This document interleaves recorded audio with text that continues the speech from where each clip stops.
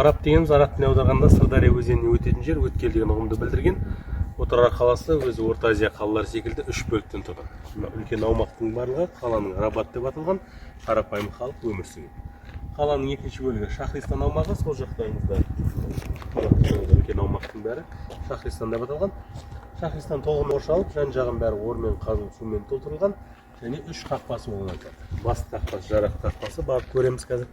Қарама-қарсы 16-шы суретте солтүстік қақпасы және 18-ші сопы қақпасы орналасқан. Сопы қақпасында мынау көрініп тұр. Сопы қақпасы деп аталған себебі Арыстан бабамыздың кесенесіне қарама-қарсы орналасқан тұр. Дарваза и-Суфи деп аталып кеткен. Қаланың үшінші бөлігі цитадель аумағы, қала әкімшілігі, қала билеушісі өмір сүрген орталық. Осылай Отырар қаласы 3 бөліктен тұрған. Қазір енді біздің көретін жерлеріміз Моншаның орны 13-ші ғасырдың басыншы жылдары, қасында су жүйесі бар.